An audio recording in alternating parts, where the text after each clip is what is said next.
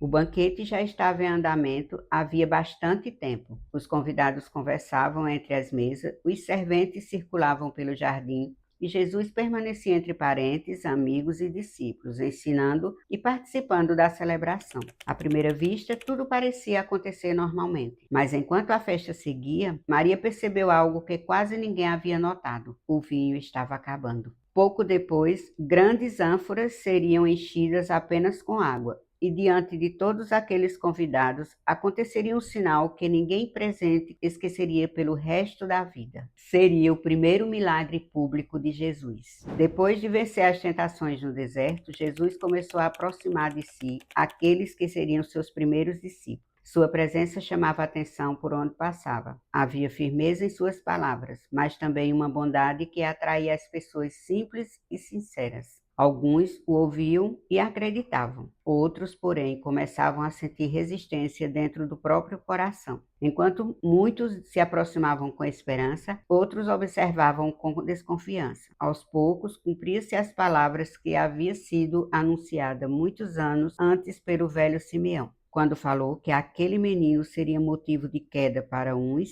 e de salvação para outros. Entre os primeiros discípulos estava André. Pouco tempo antes, ele ouvira João Batista apontar para Jesus junto ao Jordão e declarar diante da multidão: Eis o Cordeiro de Deus que tira os pecados do mundo. Aquelas palavras permaneceram gravadas em sua memória. André aproximou-se de Jesus e logo conduziu até ele o próprio irmão Simão. Quando o encontrou, Jesus olhou para ele e disse que um dia seria chamado Quefas, nome que mais tarde seria conhecido por todos como Pedro. Outros discípulos também começaram a juntar-se ao grupo. Filipe recebeu pessoalmente o convite para seguir Jesus e pouco depois falou dele a Natanael. Depois de reconhecer em Jesus aquele que havia sido prometido, Natanael também passou a acompanhá-lo.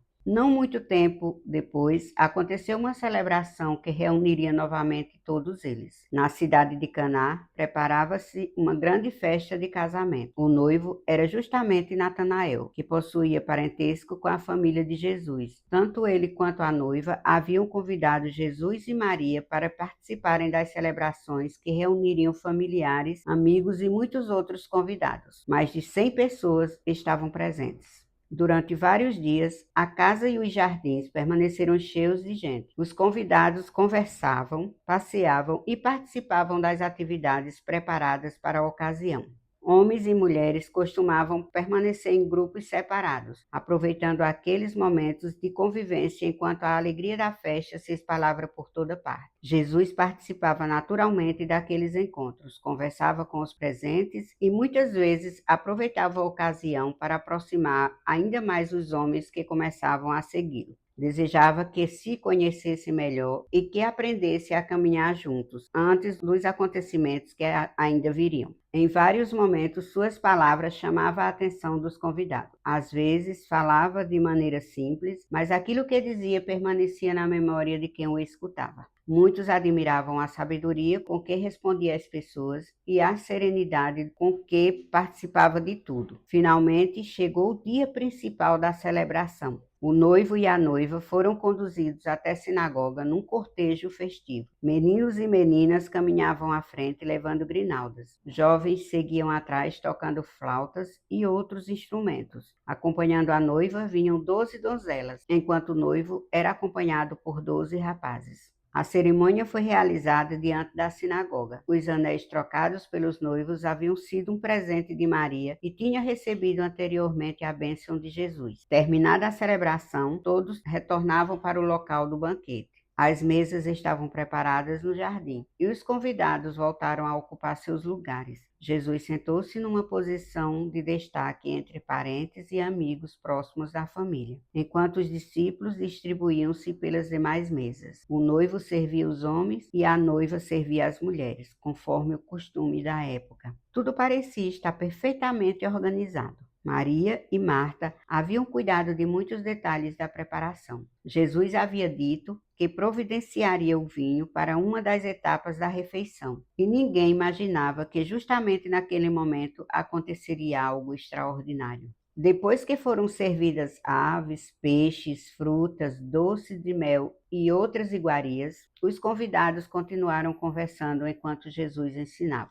Foi então que surgiu uma preocupação entre os serventes: o vinho havia acabado. Em uma celebração tão grande, aquilo poderia causar grande constrangimento aos noivos e à família. Maria percebeu imediatamente a situação e aproximou-se de Jesus para lembrá-lo daquilo que estava acontecendo. Enquanto falava sobre o Pai Celestial, Jesus ouviu sua mãe e respondeu: Mulher, não se preocupe, não fique inquieta, nem me deixe inquieto. A minha hora ainda não chegou. Maria não discutiu nem insistiu. Apenas recebeu aquelas palavras com tranquilidade e voltou-se para os serventes, dizendo: Fazei tudo o que ele vos mandar. Algum tempo depois, Jesus ordenou que trouxesse as ânforas vazias de vinho utilizadas durante a festa. Os serventes obedeceram e, para demonstrar que realmente estavam vazias, inclinaram-nas sobre uma bacia e nada saiu.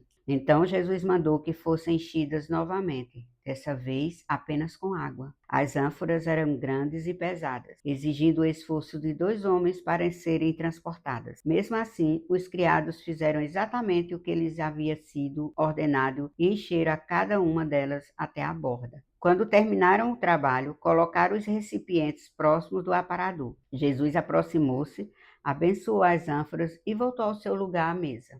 Em seguida, pediu que os serventes enchessem alguns cálices e levassem um deles ao responsável pela organização da festa. Os criados fizeram como lhes foram mandados. O despenseiro recebeu o cálice e provou o conteúdo. Logo percebeu que aquele vinho possuía uma qualidade extraordinária. Surpreso, dirigiu-se ao noivo e comentou que normalmente os anfitriões serviam primeiro o melhor vinho e deixavam o mais simples para o final do banquete. Naquela festa, porém, parecia ter acontecido exatamente o contrário. O melhor vinho estava sendo servido por último. O noivo também provou. O pai da noiva fez o mesmo. Ambos ficaram admirados. Os serventes então explicaram que haviam enchido as ânforas apenas com água e que era daquele mesmo recipiente que agora estavam retirando o vinho para servir aos convidados. Pouco a pouco, a notícia espalhou-se pela reunião.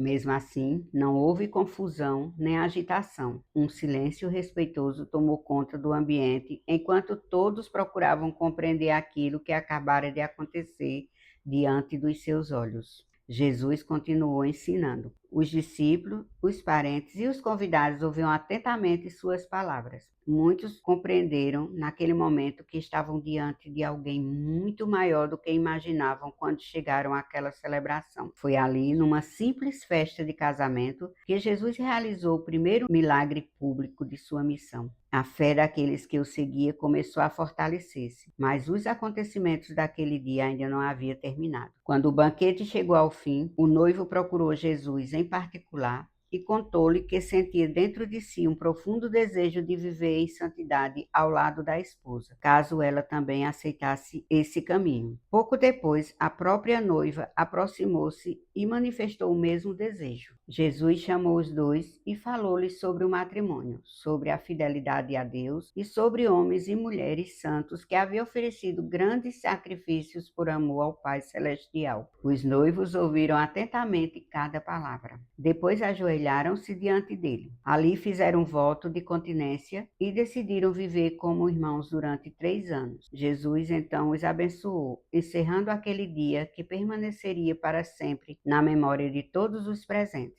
Assim terminaram as bodas de Caná. O que começou como uma celebração entre familiares e amigos, tornou-se também o cenário do primeiro sinal público realizado por Jesus diante daqueles que começavam a segui-lo. Os discípulos haviam visto o poder do Mestre pela primeira vez, e a caminhada que se abria diante deles seria muito maior do que poderiam imaginar. Em pouco tempo, novas pessoas seriam chamadas, outros milagres aconteceriam, e multidões começariam a reunir-se ao redor de Jesus para ouvir suas palavras. Mas essa será uma nova história para o nosso próximo vídeo. Você gostou da história de hoje? Estou muito feliz em estar conhecendo essas histórias junto com vocês. Todas as segundas e sextas-feiras temos novas histórias e espero que vocês acompanhem aqui comigo. Deixe nos comentários o que mais te marcou nessa história e deixe também o seu like para que nos incentive a trabalhar e continuar o nosso canal. Me chamo Edna e nos veremos no próximo vídeo. Até lá!